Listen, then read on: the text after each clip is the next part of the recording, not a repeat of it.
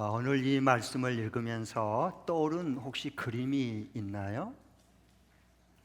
그것은 레오나르도 다빈치가 그린 명화인 성화인 최후의 만찬, 그 그림이 떠오르지 않습니까? 우리가 다 보았기 때문에 그렇습니다. 최후의 만찬. 레오나르도 다빈치가 영감을 받아서 오늘 우리가 읽은 이 말씀의 근거에서 약 3년 동안 오랜 시간 동안의 최후의 성만찬 그림을 그렸습니다. 예수님이 제자들과 최후의 식사할 때 하신 말씀은 이 말씀입니다. 오늘 15절처럼 예수께서 그들에게 말씀하셨다. 제자들에게 말씀하셨죠. 내가 고난을 당하기 전에 너희와 함께 이 유월절 음식 먹기를 참으로 간절히 바랬다 그랬습니다. 유월절 음식을 지금 제자들과 함께 마지막 식사를 하기를 예수님은 그토록 원하셨다고 지금 말씀하고 계십니다. 예수님은 지금 그 십자가의 죽음을 눈앞에 두고 있습니다. 그러나 안타깝게도 3년 6개월 동안이라 같이 먹고 같이 생활하고 같이 하나님의 말씀을 직접 가르쳤던 들었던 이 제자들은 예수님에 대해서 안중에도 없습니다. 예수님은 그 십자가의 처참한 죽음을 눈앞에 두고서 마지막 만찬 식사를 함에도 불구하고, 그리고 이 예수님의 그 아픈 마음과 그 눈앞에 둔 십자가의 그 죽음의 고통을 예수님은 지금 겪고 느끼고 있음에도 불구하고 사랑하는 제자들은 그 예수님에 대해서 관심조차도 없습니다. 그 예수님의 마음과 뜻을 아는 제자는 단 한 명도 없었습니다. 예수님이 당하신 이 고난은 왜 유월절 식사를 마지막에 식사로 제자들과 함께 이처럼 간절히 바라고 참으로 바라서 유월절 식사를 하기를 원하셨을까? 그것은 예수님이 이제 구약에 보면 출애굽기 12장에 그 자기 백성들이 이집트에서 400여 년 동안 종살이를 했어요. 그래서 이 하나님께서 아브라함에게 약속한 대로 그 자기 백성을 출애굽시키고 해방시키고 건져내는 그 하나님의 방법은 뭐냐? 굉장히 독특했습니다. 그것은 싸워서 이긴 게 아니라 어린 양의 유월절에 잡는 그 어린 양의 보혈의 피를 문설주에 발라라. 그리고 그 집안을 떠나지 말고 그 집안에 머물러라. 그리고 어린 양의 양고기를 먹어라. 그리고 무교병, 누르고 없는 빵을 먹어라. 그럼 너희들은 살게 될 거다. 그랬어요. 그 말씀을 믿는 하나님의 백성들은 다 어린 양의 피가 발라진 문설주에 바른 그 집안에 머물렀습니다. 그런데 놀라운 일이 일어났어요. 그 어린 양의 보혈의 피가 없는 이집트의 모든 사람들, 장자와 가축의 첫태생까지도 죽음의 천사가 모두 다 첫태생은 다 죽였습니다. 그러나 신기하게도 그 하느님이 약속한 어린 양의 보혈의 피가 문설주에 발라져서 그 집안에 머무는 사람은 단 어린아이, 갓난아이 하나 죽음을 당하지 않고 다 살아났습니다. 그로 인해서 출이집트를 하게 되고 해방을 얻고 구원을 받는 사건을 유월절 사건으로 예수님께서 자신에 대해서 말씀해 주고 있습니다. 그러면 구약의 유월절이 왜 생겼을까? 그것은 신약의 예수님께서 유월절 어린 양으로서 죄와 사망의 권세 아래 있는 우리를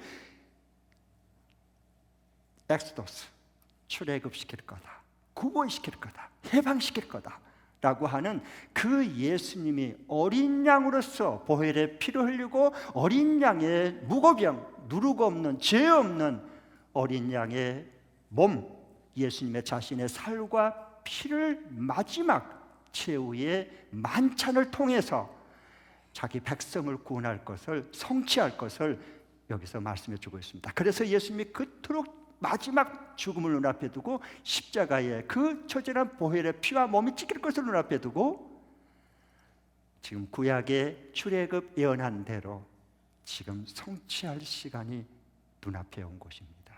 그리고 예수님은 마지막 성찬식을 통해서 이것은 내 몸이다, 이것은 내 언약의 피다, 이걸 먹고 이걸 마시고 너는 살아야 된다 라고 예수님께서 십자가에서 그대로 성취하셨습니다.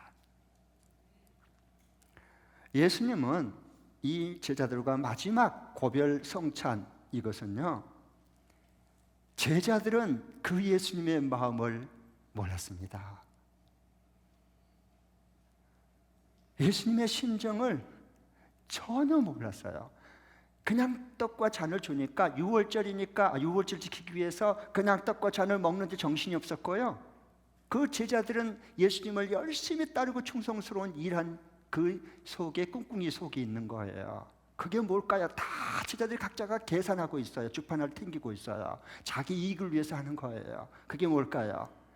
이제 예루살렘에 입성하면 외세를 몰아내고 어떻게 예수 정권 수립되면 그 힘 있는 자리, 그 높은 자리 누가 먼저 차지할 것인가? 요거 지금 주판을 계속 튕기고 계산 중에 있었습니다. 그런 마음을 가지고 있는데 예수님이 십자가의 눈앞에 두고 곧 이건 내 몸이다, 내 언약의 피다, 먹고 마셔라 라는 주님의 말씀이 들어올 턱이 없습니다. 그들은 예수님을 몰랐습니다. 예수님과 3년 6개월 동안 그렇게 같이 살고 그 천국 복음의 말씀을 들었음에도 불구하고 그들은 예수님의 마음을 구한 적도 없고 예수님을 심정이 어떤지도 그들은 알려고 하지 않았습니다. 그러니까 예수님이 죽음을 눈앞에 두고 얼마나 마음이 답답하고 애가 타겠어요. 여러분, 이때 예수님이 하신 말씀이 무엇입니까? 예수님이 하신 말씀은 17절에 보니까요, 같이 한번 읽어보겠습니다. 17절 시작. 그리고 잔을 받아서 감사를 드린 다음에 말씀하셨어요. 뭘 잔을 받은 다음에 뭘 했어요? 감사를 드렸어요. 드리고 난 다음에 말씀했어요. 이것을 받아서 함께 나누어 마셔라 그랬어요. 나누어 마시기 전에 예수님 뭐라 했어요? 먼저 아버지께 감사 기도를 올리셨어요. 감사 기도를 드린 거예요. 그리고 여기 보면 또 19절에도 이번에 빵을 들어서 또 감사 기도를 드려요. 여러분 19절 한번 보겠습니다. 시작. 예수께서는 또 빵을 들어서 감사를 드린 다음에 떼어서 그들에게 주시고 말씀하셨다. 이것은 너희를 위하여 내 몸이다. 이것을 행하여 나를 기억하여라. 예수님의 감사는 자신의 죽음을 향한 감사였어요. 이게 우리가 하고 있는 감사와는 하늘과 땅 차이로 다른 겁니다. 그러니까 거듭 자신의 몸을 십자가에 내어줌으로 감사하고 자신이 십자가에 못 박아 보혈의 속죄의 피를 흘림으로 예수님 지금 감사 기도를 올리고 있어요. 예수님은 왜 이 감사를 제자들 앞에서 드렸을까? 예수님 지금 감사 기도할 때가 아니에요. 감사 기도할 형편이 아니에요. 곧 죽음이 눈앞에 다가오고 있어요. 그러면 감사하면 안 돼요. 억울해야지. 나 못 죽어. 이럴 수는 없어 하나님. 내가 이렇게 죽다니요. 그건 안 돼요. 말도 안 돼요. 하나님께 감사 기도가 아니라 계속 불평을 쏟아놔도 될까 말까 하는 판국에 예수님께서는 제자들이 생각하는 전혀 다른 차원의 지금 감사 기도를 거듭 반복해서 2번이나 감사 기도를 드려요. 예수님은 왜 이 감사 기도를 드렸을까요? 그것도 마지막 식사하는 자리에서, 그것도 처절한 죽음을 눈앞에 두고서, 그 당시에 십자가형 사형을 당한 것은 하나님과 모든 사람 앞에 버림당했다고 하는 증거요, 저주받았다고 하는 확실한 표시였습니다. 그 십자가의 그 죽음과 버림과 저주받는 그 고통을 눈앞에 두고서 지금 감사할 때예요? 아니에요. 그럼에도 불구하고 예수님이 사랑하는 제자들이 이제 곧 십자가의 죽음을 눈앞에 두고 왜 감사 기도를 제자들 앞에서 이렇게 2번이나 드릴까요? 뭘 말씀하고 싶을까요? 예수님께서는 그것은 예수님께서 내가 다시 올 때까지 이 제자들이 예수님이 드린 이 최후의 떡과 잔, 이것을 죽음을 눈앞에 두고 드렸던 이 감사를 사랑하는 제자들에게 삶으로 몸으로 가르쳐주고 생명의 피를 주어서 예수님 다시 오실 때까지 감사함으로 살아갈 수 있도록 메시지를 준 사건이에요. 이건 말로 가르칠 수 없는 거예요.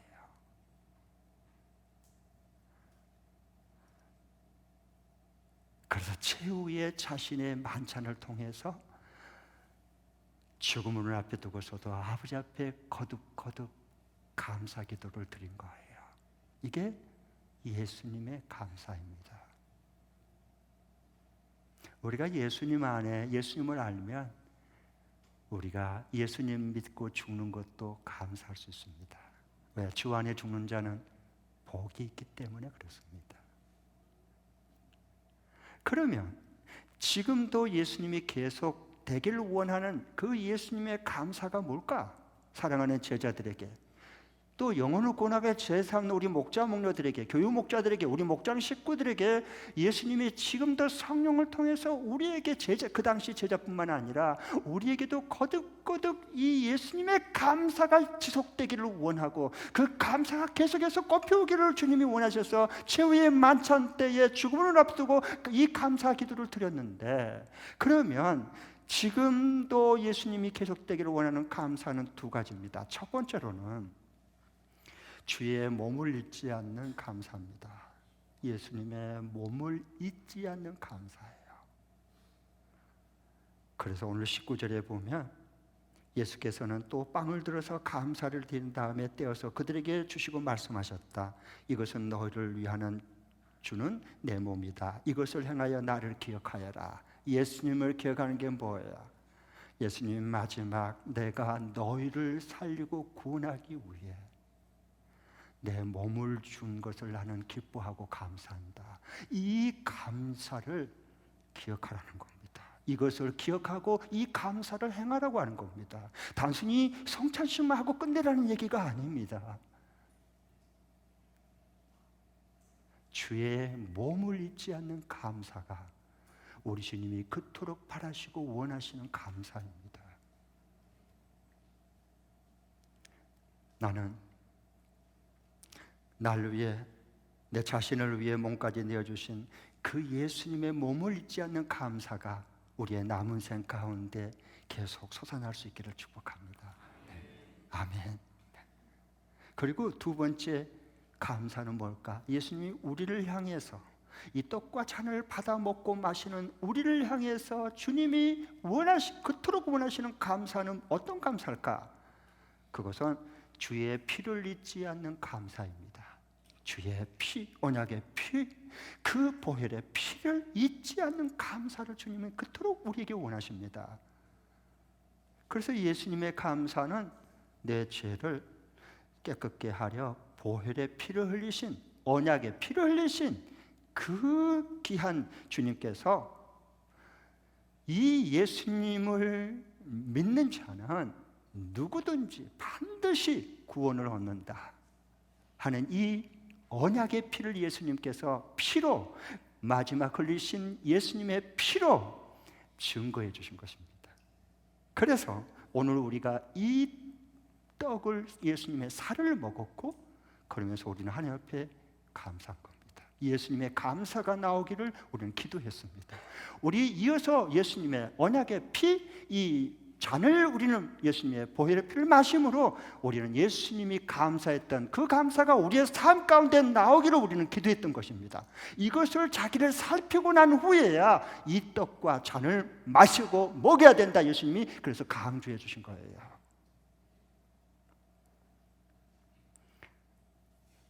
사랑하는 우리 열무교회 성도님들, 이 예수님의 피를 잊지 않고 평생 동안 감사가 솟아날 수 있기를 축복합니다.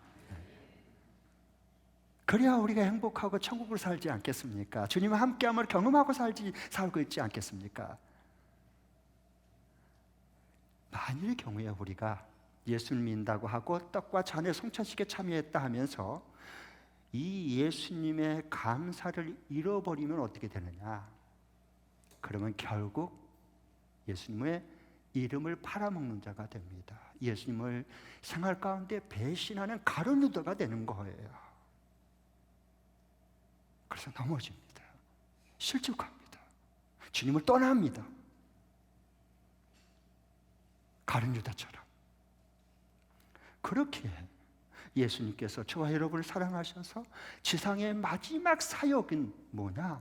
마지막 교훈으로 예수님께서 친히 몸으로 생명의 피로 우리에게, 제자들에게 가슴에 신비에 새겨줘서 이것을 기억해서 행하라라고 그렇게 당부했듯이 저와 여러분에게도 주님 오실 때까지 이것을 계속 떡과 잔을 먹고 마심으로 너희들이 기념하여 행하라 라고 말씀하신 거예요. 그게 뭘까요? 예수님의 마지막 사역의 교훈과 마무리는 감사하라입니다.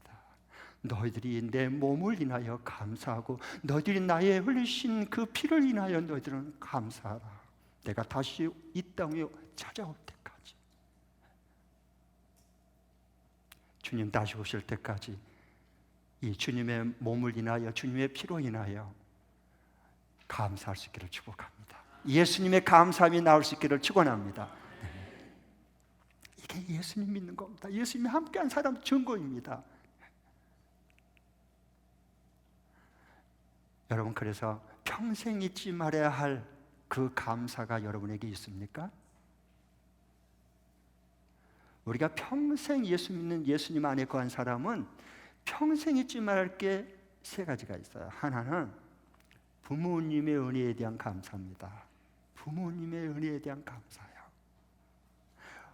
자랄 때 혹시 부모님이 부족해서 상처를 받은 사람도 있고 편애 때문에 억울함을 당한 사람도 있고 그럴 수 있습니다. 성인이 돼도 그걸 잊지 않고 화가 날 때가 있습니다. 아버지 어머니를 생각하면 살다 보면 그럴 수 있어요. 그러나 부모는 부모입니다. 여러분, 부모는 부모입니다.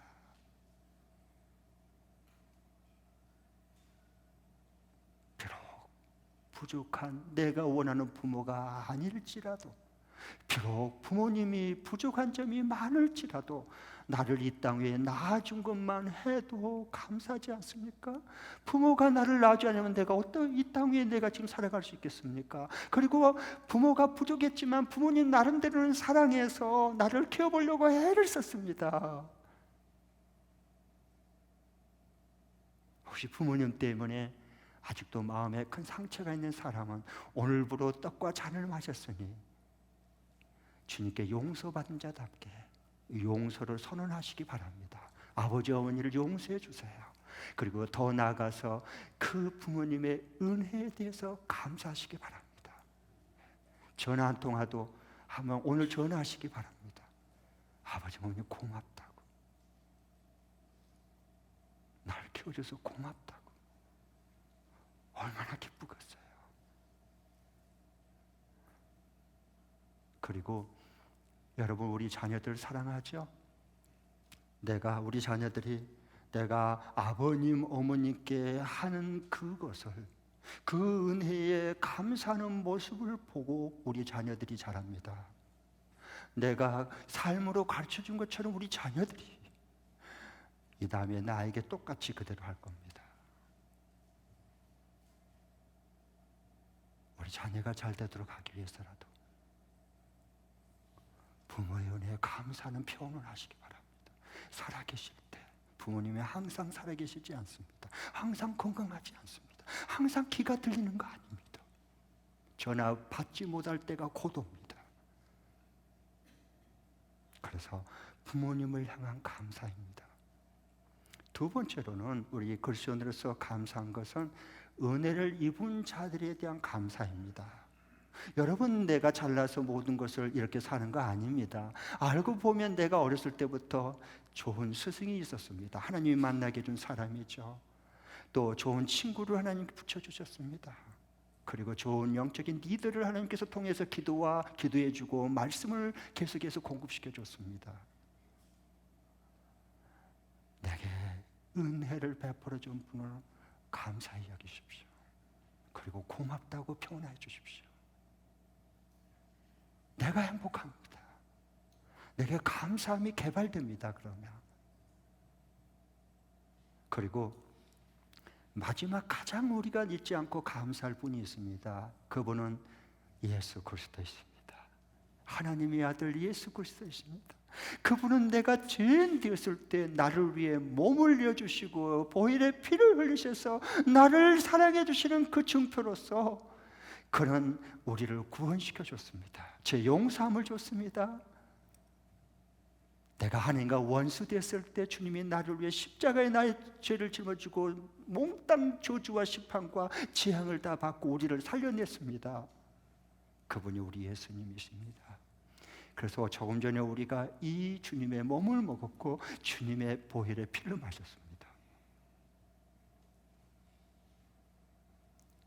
그럴 때 우리가 주님 다시 오실 때까지, 우리 주님 다시 오실 때까지, 아니 그 전에 어떤 뜻이 계셔서 주님이 내 생명을 오라 천국으로 부르실 때까지 이 주님의 몸을, 이 주님의 언약의 피를 먹고 마신 자답게 주님의 몸에 대해서 감사하고 주님의 보혈의 피의 속죄함을 받은 자답게 주님 앞에 감사하고 예배하는 거예요. 이런 축복이 우리 모두에게 함께 할 수 있기를 바랍니다. 이 시대는 감사하는 시대가 아닙니다. 불만이 극도로 극에 달한 뚜껑이 열리려고 하는, 어디 가서 언제 폭발할지 모르는 지뢰밭을 하루하루 걷는 그런 모임과 그런 회사들도 많고 가정도 많습니다. 감사함을 잃어버렸어요. 이렇게 풍요로움에도 불구하고. 왜? 예수님의 몸과 예수님의 피를 우리는 먹고 마시면서도 예수님을 잃어버리면 이렇게 됩니다. 교회도 예상이 될 수 없습니다, 여러분. 그러면 주님 오실 때까지 어떻게 이 주님이 주신 은혜를 기억하고 이 몸과 이 보혈의 피를 기억하면서 감사하며 살아갈 수 있을까? 구체적으로 어떻게 하면 가능할까? 그게 이제 이번 주간에 살아가면서 적용할 말씀을 구체적으로 쉽게 하나 말씀드리겠습니다. 저를 따라해 주시기 바랍니다. 대가로 받지 말고 선물로 받는다. 시작! 대가로 받지 않고 선물로 받는다. 맞아요. 바로 그거예요. 대가로 받지 않고 모든 걸 하나님이 주신 선물로 받는 거예요. 그러면 우리 속에서 어떤 감사가 생기고 주님의 몸과 그 피를 인하여서 주님이 우리 속에 성령을 통해서 거하시는데 그 감사가 솟아나는 거예요. 점점 그 감사가 커지는 거예요. 우리가 어떤 부분에서도 감사한 그 체질이 자꾸 변화로 이렇게 변화되는 거예요. 왜? 어떤 것을 내가 노력하고 힘쓴 대가로 받지 않고 주님이 거저주신 선물로 받기 때문에 모든 게 감사한 거예요. 대부분 우리는 선물로 받지 않아요. 대가로 받아요. 그러니까 불만이 가득 찬 거예요. 내가 이만큼 회사에서 수고했는데 어떻게 나에게 월급을, 이 대우를 이것밖에 안 해줘? 내가 가정에서 너희들을 위해서 이렇게까지 했는데 자식들이 어떻게 나한테, 부모한테 부모도 몰라보고 이렇게까지 대가로 안 주느냐? 여러분, 모두 다 대가로 받아요. 이 진화론의 우리 피해자들이에요. 모두 다 대가예요. 사측은 사측대로, 노조는 노조대로 난리가 나는 거예요. 감사가 없어요, 이 시대는요. 왜? 내가 이렇게 노력하고 대가를 주는데 대가 이상으로 안 줬다는 거예요. 못 받았다는 거예요. 나는 억울하지. 그러니까 분노가 일어나는 거예요. 사람이 망가져요, 이러면요. 그러니까 내 인생의 이 심령이 이게 감사로 넘쳐나지 않아요. 대신 뭐가 옵니까? 그러면 그럴수록, 대가로 받으면 받을수록 이게 내 불만이 가득 차지고 억울함이 생기고 분노가 일어나고 화가 일어나고, 어떻게 이럴 수가 있느냐? 나를 어떻게 이렇게 대우할 수가 있어? 심령이 황폐화되어 가는 겁니다. 황폐화돼. 가뭄이 오는 거예요. 흉년이 오는 거예요.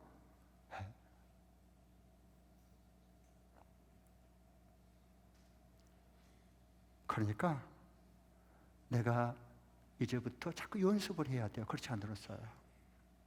예수님의 그 감사가 우리 삶 중에서 나오려면 어떤 것도 내 노력으로 내 힘으로 했는 대가로 받지 않고 하나님이 주신 선물로 받는 거예요. 아멘. 여러분 25일 날 월급 받죠? 월급도 대가로 받지 마세요. 불행해져요. 불만이 커져요. 그러면 옛날보다 훨씬 월급 많이 받아요. 행복하지 않아요.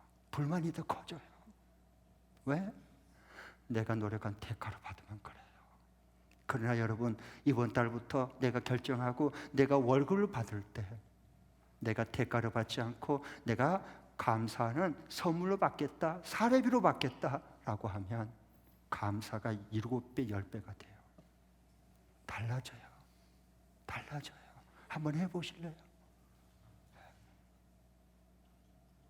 저는 그래서 교회에서 사례비를 줄 때 월급으로 받은 적이 없어요. 저는 사례비로 받아요. 감사함으로 받아요.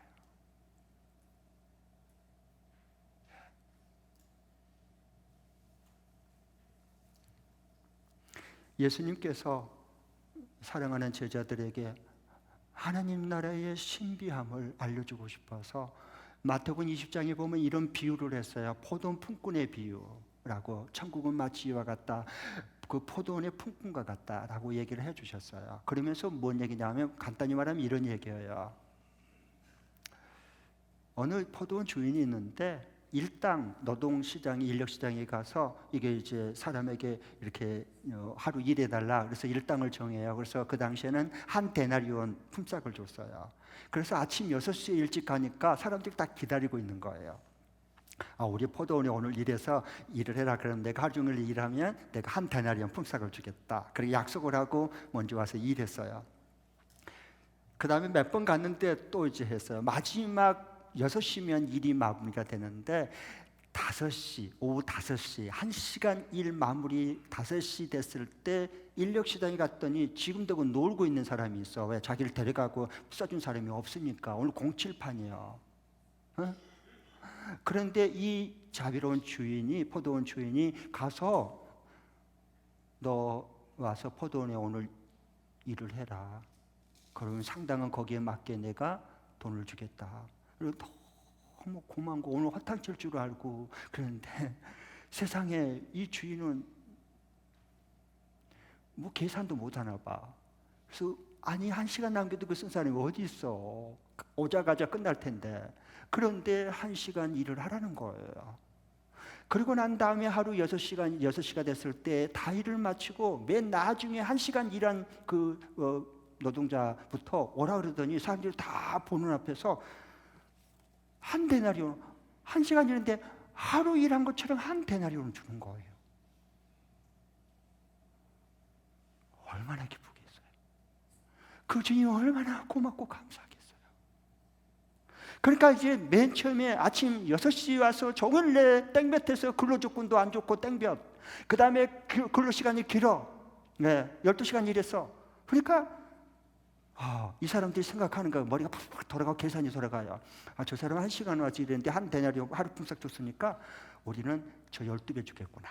12배 일했으니까 오늘 다 됐다. 오늘 완전히 오늘 그냥 얘 한몫 잡겠구나. 이러고 좋아했는데 자기들은 맨날 일찍 와서 일한 사람에게 똑같은 1시간 일한 사람 똑같이 한 데나리온 주는 거야.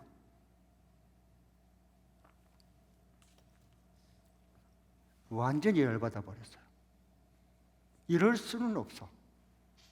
어떻게 1시간 일한 사람하고 하루 종일 일하는 사람하고 어떻게 똑같은 품삯을 주냐는 거야. 이 똑같은 대가를 주냐는 거야. 말도 안 돼 이거. 그 불만이 터졌어요. 여러분 천국은 예수님이 지금 하신 비유의 말씀은 여기에 경계선입니다. 요게 대가로 받으면 지옥이고 이걸 선물로 받으면 천국이 시작되는 거예요. 천국은 이와 같다 그랬어요. 이 사람들이 뚜껑 열렸고 이 주인이 어떻게 악할 수가 있냐? 근로 환경이 다르고 근로 시간이 다르는데 어떻게 1시간 일한 사람하고 12시간 일한 사람하고 똑같이 대할 수 있느냐? 이것 때문에 사람들이 다 불행해지고 비참해진 겁니다. 왜? 왜 사람이, 그래서 주인이 뭐라 그래요? 그 불평한 매일 6시에 온 사람들에게 나 맨 처음에 인력시장에 가서 내가 약속을 어겼느냐? 한 달란트 주기로 약속해서 네가 그렇게 하겠다 해서 들어왔지 않느냐? 한 달란트 줬는데 내가 약속을 어긴 거니? 니들 준 것은 받았으니까 줬으니까 그냥 가. 왜 불평이야? 그리고 저 한 시간 일한 사람은 내가 불쌍히 여겨서 그 가족 식구들 먹여 살려야 되니까 그냥 하루 일한 것처럼 내가 공유를 베풀어서 준 거야. 그 공유를 베푼 그 가족 살리기 위해서 먹여 살던 데 준 것이 내가 악한 주인이냐 그러면? 이게 천국이라는 거예요. 여러분, 그렇기 때문에 이번 주간에 우리가 살 때 어떤 것을 내가 노력한 대가로 받지 마시고 하나님이 주신 선물로 받으세요. 선물로. 그게 하나님 나라로 살아가는 사람들이에요. 그러니까 저는 항상 새벽기도 때 저는 두 가지를 감사해요. 새벽기도 나오신 분은 알 거예요. 첫 번째로는 하나님 감사합니다. 이 하루를, 시간을 선물로 줘서 감사합니다. 그 기도 꼭 드려요. 이 하루 선물로 줬잖아요, 하나님께서. 선물로 받답게 나는 하루를 살고 싶은 거예요. 소중하게 살고 싶고 선물로 받았기 때문에 시간을 하루 만들어 써버리지 않아요, 저는요. 왜? 하나님이 나를 사랑해서 이 하루를 또 선물로 줬으니까 선물로 받은 자답게 주님 앞에 감사하고 주님 앞에 고마운 마음을 가지고 그 시간을 알차고 고귀하게 쓰고 싶은 거예요. 그 하루하루가 모여서 한 주간이 되는 겁니다. 그러니까 안 된 일도 잘 되는 거예요. 왜? 선물로 받은 자답게 사니까.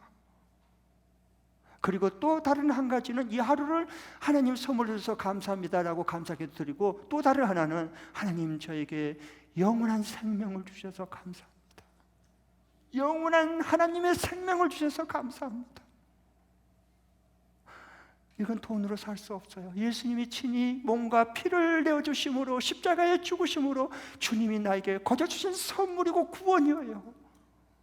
하나님 영원한 생명을 주셔서 감사합니다. 내가 이 땅 위에 있던 주님 불러서 영원한 천국에 가든 그게 뭔 상관이에요? 영원한 생명을 가지고 내가 하루하루 살 뿐인데 선물로 주신 거예요. 선물로. 여러분, 정말 귀한 것은 대가로 얻을 수 없어요. 가령 지금 숨 쉬고 있죠. 이 산소가 있어서 숨을 쉬어요. 코, 입 봉해 가지고 5분간만 참아 볼래요? 죽어요.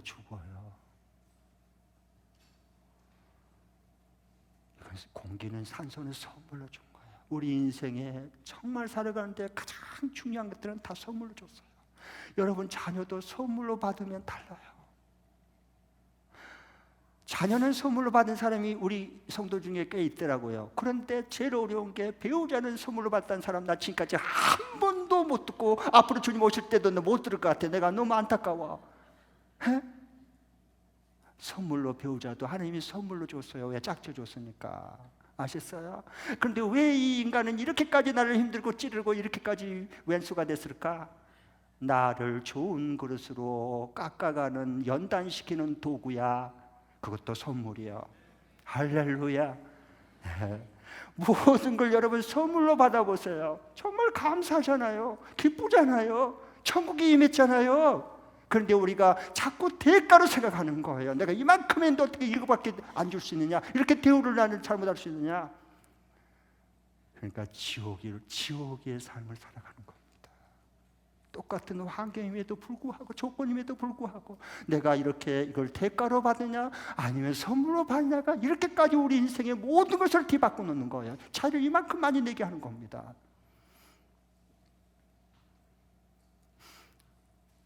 이 목사도 부족한 점을 하나님이 아시니까 제가 너무 부족한 점이 많거든요. 그러니까 하나님께서 좋은 기도의 동역자들을 붙여주셨잖아요. 다 귀한 선물 드려요. 보배 드려요. 그래서 주일 1부, 2부, 3부 예배 때 미리 30분 전에 와가지고 이 예배를 위해서 주의 종의 이 목사가 하나님의 귀한 은혜의 말씀 천국 복음을 잘 전할 수 있도록 그렇게 중보 기도를 매주마다 하는 거예요. 너무 고맙죠. 그리고 식사할 때마다 139 기도 요원이 120여 명이 계속해서 식사할 때마다 하루씩 끼니 기도할 때 교회를 위해서 기도하고 영혼을 위해서 기도하고 그리고 이 목사를 위해서 기도해줘요. 너무 감사하죠. 여러분, 오전 큐티 기도 팀들이 있고 그리고 또 매주 수요일 밤 그리고 목요일 밤 또 기도팀이 있어요. 좋은 하나님이 동역자를 붙여주신 거예요. 다 선물로 주신 귀한 사람들이에요. 너무 고맙고 감사하죠. 선물로 받으면 이거만큼 귀한 축복이 어디 있겠어요? 그러면 예수님이 우리에게 왜 이 자신의 예수님이 드렸던 그 감사를 왜 우리도 제자들도 왜 같이 주님 오실 때까지 이 감사 기도를 드리고 감사하기를 원하실까? 왜 그런 줄 아세요? 예수님께서 두 가지 때문에. 하나는 우리에게 더 많은 감사의 열매를 맺어주고 싶어서 그래요. 참 희한해요. 사람이 불평하면 불평이 금방 더 불어나요. 2배, 3배 금방 돼요. 사람이 감사하면 2배, 3배 금방 감사할 것만 보여요. 생각이 나요. 참 희한하죠. 그래서 예수님께서 우리를 사랑하셔서 예수님의 자신의 감사를 하고 감사 기도를 왜 제자들이 드리기를 원했을까? 그건 우리의 감사의 열매를 풍성히 맺어주고 싶어서 그래요. 그 다음에 또 다른 하나는 그렇게 우리가 주님으로 예수님으로 인하여 감사를 이렇게 할 때 주님의 영광이 나타나기 때문에 그래요. 주님의 영광이 나타나요. 주님께서 영광을 받으세요. 왜? 감사할 때 주님의 영광이 우리 가운데 임하는 거예요. 그래서 우리에게 우리 인생을 행복하고 복된 인생으로 세워주고 싶어서 예수님께서 마지막 지상 사역을 마칠 때 최후의 식사를 하는 자리에서 사랑하는 그 제자들을 아끼는 제자들에게 잔을 가지시고 아버지께 감사 기도를 올렸어요. 그걸 보고 배울 수 있도록. 이어서 또 떡을 가지시고 아버지께 감사 기도를 올린 거예요. 진정으로 주님이 우리 가운데 임재해 주셔서 잃어버린 감사를 예수님의 몸 주심에 감사, 예수님의 보혈의 피를 흘려주시고 먹고 마셔서 내가 사는 이 생명을 주심을 감사할 수 있는 복된 한 주간이 될 수 있기를 축복합니다. 기도하겠습니다.